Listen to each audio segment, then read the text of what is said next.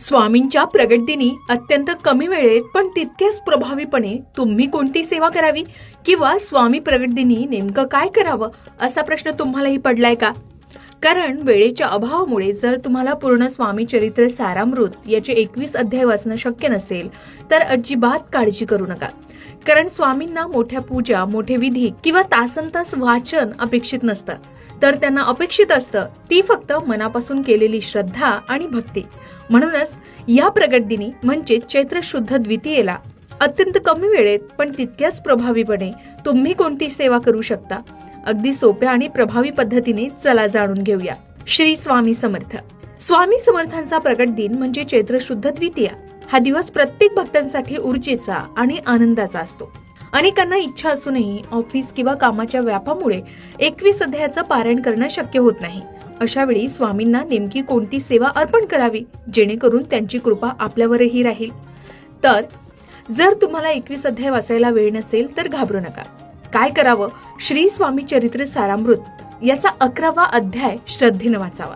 11व्या अध्यायाचं महत्व म्हणजे 11व्या अध्यायात स्वामींच्या अगाध लीलांचे वर्णन आहे. हा एक अध्याय वाचणं देखील संपूर्ण पोथी वाचल्या इतकं पुण्यदायी मानलं जातं. याला केवळ 10 ते 15 मिनिटे लागतात. त्यानंतर वाचन करणं अजिबात शक्य नसेल तर चालता बोलता किंवा प्रवासात आपण ही सेवा करू शकता, ते म्हणजे नामजप. होय, श्री स्वामी समर्थ या षडाक्षरी मंत्राचा जप जमेल तितक्या वेळा जपावा. शक्य असल्यास रुद्राक्ष माळेवर किमान 1 किंवा 3 माळा जप करावा. कारण स्वामी स्वतः म्हणतात, माझे नाव घेणाऱ्यांचा योगक्षेम मी स्वतः वाहतो. त्यामुळे नामस्मरणासारखी दुसरी मोठी सेवा नाही. त्याचबरोबर प्रगट दिनी आपण संध्याकाळी कामावरून आल्यावर हातपाय धुवून स्वामींच्या प्रतिमेसमोर बसावं. एक दिवा लावावा आणि किमान 3 वेळा तारक मंत्र म्हणावा.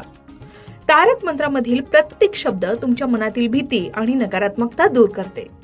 निशंक होई रे मना, हे शब्द ऐकले की स्वामी पाठीशी आहेत याची खात्री वाटते. त्याचबरोबर प्रगट दिनाच्या दिवशी आपण पंचपक्वानच करावं असं नाही, तर स्वामींना पिठलं भाकरी किंवा फक्त खडीसाखर आणि खोबरं याचा नैवेद्य दाखवला तरी स्वामी खुश होतात. स्वामींना साधेपणा आवडतो. स्वामी हे तुमच्यासाठी आहे हा भाव ठेवून जे काही अर्पण कराल ते आनंदाने स्वीकारतात.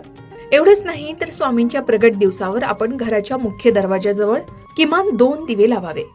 यामुळे घरातील वास्तुदोष दूर होतात आणि स्वामींच्या आगमनाचे स्वागत होते. स्वामींना आपल्या वेळेपेक्षा आपल्या निष्ठेची ओढ असते.